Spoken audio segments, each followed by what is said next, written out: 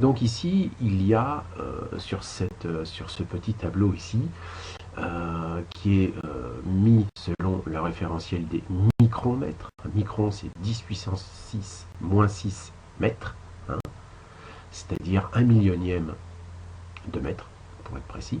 Eh bien, nous allons regarder un petit peu quels sont toutes les termes qui sont utilisés pour en arriver à la molécule d'eau simple H2O.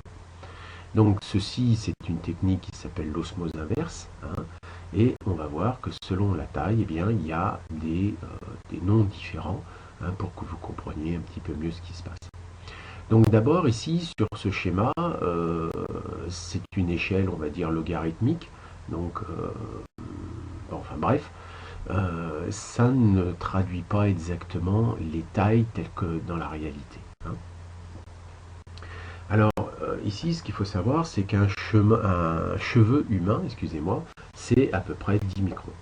Donc vous voyez à peu près la taille, et encore quand je dis cheveu humain, il ne précise pas si c'est un cheveu asiatique, un cheveu africain ou un cheveu d'un blanc. Parce que vous imaginez bien que la grosseur des cheveux n'est absolument pas identique, hein. Donc les cheveux asiatiques, c'est certainement plus que 10 microns, parce que c'est des vraies baguettes. Donc, la taille, donc, c'est visible. Alors, par exemple, à titre info, l'ovule d'une femme fait 150 micromètres. C'est-à-dire que si un cheveu en fait 10, on peut dire qu'un ovule de femme, eh bien, c'est 15 fois plus gros qu'un cheveu. Imaginez, donc là, vous le voyez vraiment à l'œil, il n'y a même pas besoin d'un microscope, hein. Alors bon, maintenant, donc ici, entre 5 microns et 10 microns, ils appellent ça des particules, c'est-à-dire que ça va être une filtration, hein, pour filtrer toutes les particules.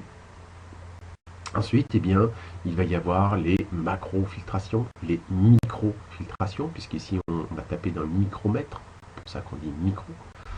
Et ensuite, eh bien, dès qu'on tape un petit peu en dessous, ben, on va taper le nano, parce que le nano, hein, comme je vous disais, les nanomètres, ben, c'est 0, 0, 1, c'est-à-dire 10 puissance moins 3 par rapport au micron.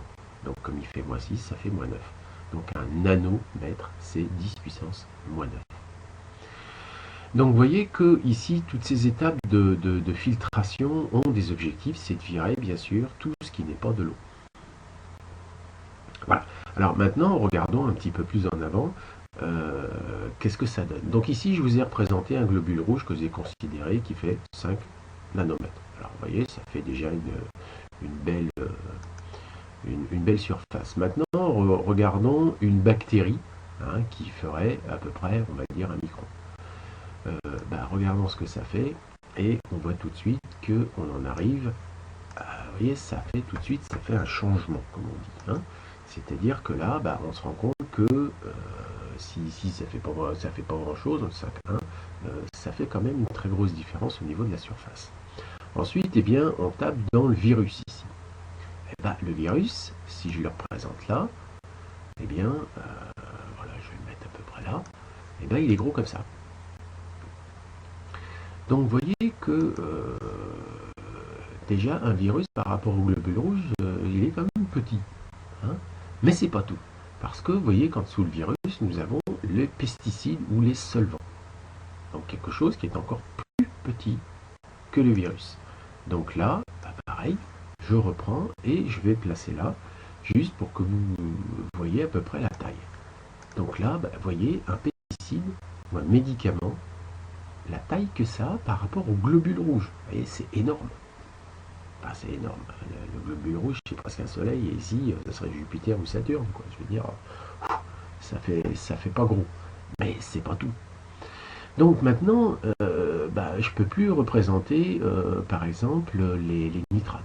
Parce que là, on arrive à un niveau que même l'écran est pas assez gros. Donc, j'ai pris l'option d'agrandir, on va dire, d'agrandir 33 fois. J'ai multiplié par 3, vous allez me dire. Et donc, ici, cette petite bulle, enfin cette petite tache ici, admettons qu'elle est aussi grande que ça maintenant, et regardons la taille d'un nitrate. Voilà le petit point. Donc vous voyez, on ne pouvait même pas le représenter là-dedans. C'est vraiment très très très très très très très fort. Mais quand on veut aller encore plus loin, vous voyez, si on rajoute un 0, ça veut dire que ce petit point ici, là, eh bien, il faut que je l'agrandisse 100 fois. Alors regardez, ici, on en arrive là. Et donc, vous voyez que là, j'ai agrandi, hein, et on va trouver notre molécule d'eau, qui est ici. Je vais la représenter là, par exemple. Donc on voit qu'il y a quand même, on a un problème. Donc ici, quand je mets agrandissement 100 fois, c'est pas 100 fois, puisque 0, 0, 1, 0, 0, ça fait 10 fois. Donc ici, il y a une petite erreur que je vais modifier de suite. C'est que ici, je l'agrandis 10 fois. Ouais, c'est ça. Hein. Si je considère qu'un nitrate, c'est 0, 0, 1. Bon, voilà. Bon, bref. Vous pouvez voir que donc, à ce moment-là, une molécule d'eau, c'est vraiment, vraiment, vraiment infime. Mais vraiment infime. Donc ici, je représente ici ma petite molécule d'eau, voilà. Et donc 0,1 nanomètre ou 1 angstrom. Vous voyez que dès que là, ça paye pas de mine, comme ça, quand on regarde les échelles, mais dès qu'on veut le mettre en taille réelle, ça dit tout de suite un gros problème, quoi. Hein. Donc c'est pour ça que on appelle ça du logarithmique. Un logarithmique, c'est une échelle qui vous permet de représenter selon des puissances dites de 10. Et donc, vous avez une échelle, on va dire, relativement linéaire. Quand je dis relativement, donc ça vous paraît, vous dites, voilà, bon, vous pouvez représenter des dimensions énormes, en fait. Bien, alors maintenant, nous allons aller voir un tout petit peu plus loin par rapport à cela. Hein.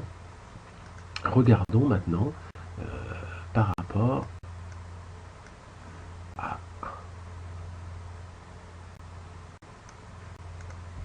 ce que ça va donner par rapport à l'être humain. Parce que c'est évident qu'au niveau des dimensions, c'est pas toujours simple. Hein, on ne s'imagine pas, mais voilà, donc on prend votre pouce et ici ça fait 20 mm ou 2 cm. Et on va partir, on va prendre juste ici l'épiderme et hop. Donc on diminue de 10 en 10, hein, de 20 mm, là on passe à 2 mm et vous voyez que ce petit carré là, eh bien, ça va correspondre à votre peau. Ensuite, eh bien, on va reprendre le petit carré là et hop. Et là, on va voir que vous avez donc des cellules. Donc, vous voyez que c'est 0,2 mm, c'est un 2 dixièmes de millimètre. Alors ici, vous voyez 2 dixièmes de millimètre. Voyez. Donc ensuite, maintenant, on va prendre cette petite cellule-là, et on vient là. Et là, on a 20 micromètres. Ah, c'est déjà pas mal, hein, je vous rappelle, micro. Hein. Hein, ici, c'est l'échelle des micromètres. Ici, et puis là, on va prendre, ça s'appelle, ici, ça c'est une cellule avec le noyau, hein, et ici, il y a un petit truc qui s'appelle une mitochondrie, et cette mitochondrie, eh bien, on va simplement la multiplier toujours par 10, hein, on divise par 10, donc de 20 micromètres, je passe à 2 micromètres, donc là, on trouve une mitochondrie. Bon, c'est évident qu'à ce niveau-là, on ne voit plus rien à l'œil nu. Hein. Ensuite, eh bien, on va aller encore un tout petit peu plus loin. On va aller regarder ce qui se passe à l'intérieur ici. Et paf, qu'est-ce que nous allons voir? Nous allons voir des petites bestioles comme ça, alors qui s'appellent ni plus ni moins des protéines, voire des enzymes. Hein. Voilà. Et donc, on en prend un, on le met là. Donc là, on arrive à 20 nanomètres. Hein, si je reprends ici, vous voyez, ici, on avait 1 nanomètre. Ici 0,1. D'accord? Donc là, on est dans l'ordre d'échelle à peu près ici des acides aminés. Ensuite, 20 nanomètres, là carrément. Hein. Et puis, quand on prend comment est constituée cette enzyme, eh bien, on regarde et là, on commence à voir les chaînes moléculaires.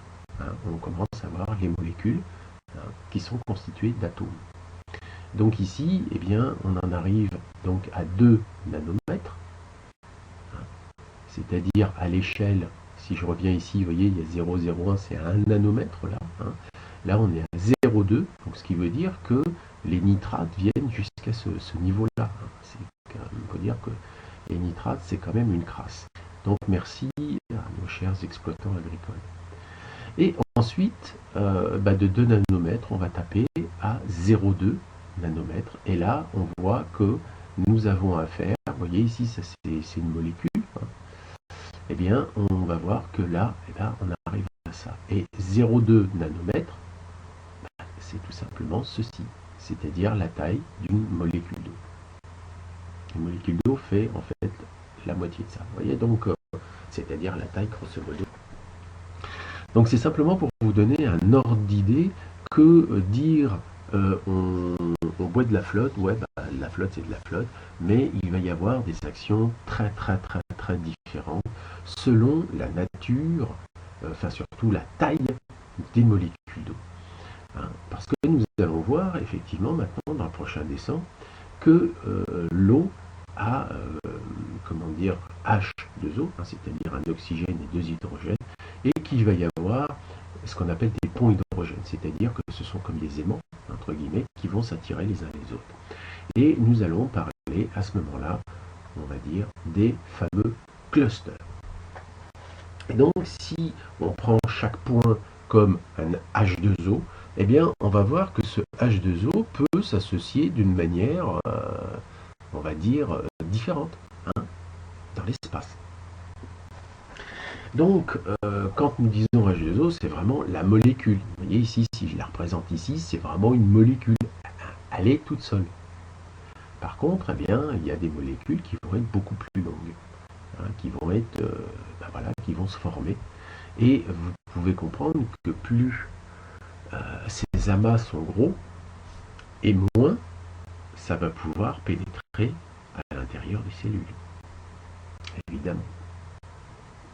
D'accord? Donc là, c'est ça qu'il faut comprendre, c'est que de cet état, on va dire, moléculaire, eh bien, ça va commencer en fonction de la taille, on va dire, des fameux clusters, eh bien, ça va riper dessus, c'est-à-dire que ça va glisser dessus, mais ça ne pourra pas pénétrer à l'intérieur. D'accord? Donc, selon la taille, vous voyez ici, on passe de 2 nanomètres à 2 micromètres, hein, c'est-à-dire c'est 1000 fois plus gros. Vous imaginez qu'ici, vous allez le voir dans ce fameux dessin, que les répercussions vont être très différentes en termes de qualité et de transmission de l'information. Car je vous rappelle que l'eau est avant tout un capteur d'information et un transmetteur d'information. Alors maintenant, eh bien, je vous ai mis ici, on va dire, différentes photos, pour simplement vous montrer, quand on regarde l'eau, on imagine H2O, c'est-à-dire H c'est l'hydrogène, de petits trucs, avec l'oxygène au milieu. Et on pense qu'ils sont toutes seules. Dans la réalité, elles se regroupent entre elles.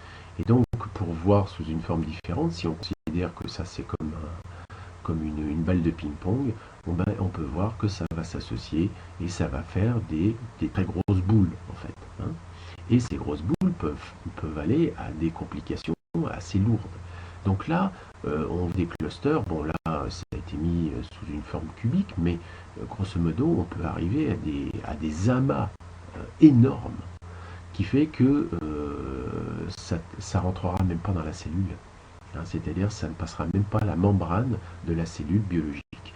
Hein, ça veut dire que ça parcourt, c'est dans le sang, et puis ça va passer de la bouche pour aller passer par les reins, et puis vous allez aller uriner, mais ça fera rien d'autre. Donc comprenez maintenant pourquoi il est très important d'avoir une taille de cluster la plus faible possible. Et quand on dit la plus faible possible, en fait, l'idéal, c'est de retrouver du H2O quasiment tout seul. Et nous allons voir qu'effectivement, le top du top du top s'appelle tout simplement l'osmoseur. Voilà. Hein. Donc vous êtes sûr que quand vous avez de l'eau osmosée, eh bien la molécule d'eau est quasiment toute seule, et ça veut dire que toutes les crasses qu'il y a au-dessus ont été éliminées, filtrées. Hein, c'est-à-dire que ça ne rentrera pas dans votre corps. Alors maintenant, regardons un petit peu plus en avant par rapport à la qualité, hein, puisque je parlais de la qualité de l'eau, eh bien, regardons maintenant en termes de qualité, qu'est-ce que ça va impliquer par rapport aux différents systèmes. Alors tout ça, ce sont des images que j'ai récupérées bien sûr sur Internet, hein. Donc ça appartient à leur auteur respectif, mais j'ai pas voulu m'amuser à recommencer tout parce que c'est pas le but de la manœuvre. Alors, ici, ils ont écrit la qualité de l'eau que vous buvez affecte la qualité de vie que vous vivez. Et ça, c'est une évidence. Alors, regardons maintenant, puisque les gens parlent généralement en termes généraux, ils disent voilà, le corps est constitué de tant de flotte. Alors, cette quantité d'eau va déterminer, en fait, ni plus ni moins, votre longévité. En effet, quand un fœtus est dans le ventre de sa mère, on va dire qu'il est constitué à 98% de flotte. Hein, franchement, c'est un aquatique. Et à fur et à mesure qu'il va se former, cette quantité d'eau va diminuer, puisque bien sûr, il va y avoir d'autres choses. Il va y avoir des muscles, il va y avoir des os, il va y avoir des organes, mais il va y avoir effectivement des choses qui vont pousser un tout petit peu l'eau quand même. Hein. Mais néanmoins, regardons un petit peu plus en avant. En effet, quand une personne meurt, généralement, elle arrive dans les 65% d'eau. C'est-à-dire, dès que ça descend en dessous de 65% d'eau, c'est capote. Hein. Donc, quand un enfant naît, il est plutôt à 90, dans les 90%, ou des choses comme ça. Et à fur et à mesure que nous vieillissons, c'est parce que, en fait, nous vieillissons aussi parce que notre corps retient de moins en moins d'eau, puisqu'on l'abreuve avec des saloperies comme le Coca-Cola et autre chose, bière y compris, hein, alcool et compagnie. Et donc, le résultat, nous sommes souvent des déshydratés de base. C'est-à-dire que le corps n'a pas suffisamment d'eau, et pour la bonne raison, c'est que vous pouvez boire autant que vous voulez. Si vous buvez des trucs comme ça, ça ne rentre pas dans les cellules. Donc vous pouvez boire vos 2 litres de flotte ou 3 litres de flotte tous les jours, eh bien vous ferez que pisser plus, mais vous ne ferez pas que votre corps ait plus d'eau. Donc ce qui est important à comprendre, c'est la taille des clusters. Plus la taille des clusters est petite, voire qu'il n'y en ait plus du tout, à ce moment-là, le litre de flotte que vous allez boire va être véritablement intégré par vos cellules. Mais si c'est du gros bousin comme ça, eh bien ici, ça ne pénétrera pas dans les cellules à ce niveau-là, parce que c'est beaucoup trop gros. Ça ne pénètre pas tout simplement dans la cellule. Donc vous pouvez boire et boire et boire, ça vous sert à rien. Voilà. Alors maintenant, regardons plus précisément. Donc au niveau des cellules, ici, eh bien, il balance 90%. Bon, c'est écrit petit, certes, mais bon, on arrive à lire quand même. Donc, eh bien, votre corps, au niveau des cellules, c'est 90% de flotte. Ce qui veut dire que, grosso modo, vos cellules, c'est un sac en plastique qu'on a rempli de flotte. C'est-à-dire que c'est vraiment de l'aquatique. Maintenant, regardons la quantité d'eau qu'il y a dans le sang. Eh bien, là, il balance quand même 80%. C'est-à-dire que quand même, dans les tuyaux, il y a quand même pas mal de flotte aussi. Ensuite, eh bien, regardons au niveau du cerveau. Alors là, 80% pareil que le sang. Donc, ce qui veut dire que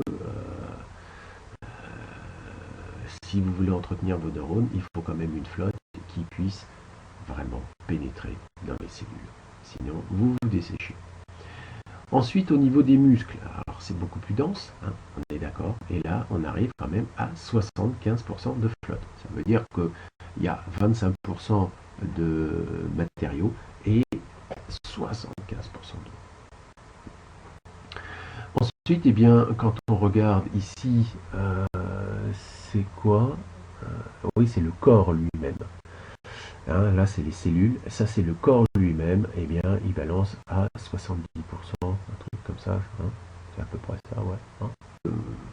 Quand même, ça fait beaucoup. Et en peau, on voit que la peau a quand même beaucoup moins d'eau. Hein. Les cellules de la peau ont beaucoup moins d'eau puisque nous en arrivons à 65%.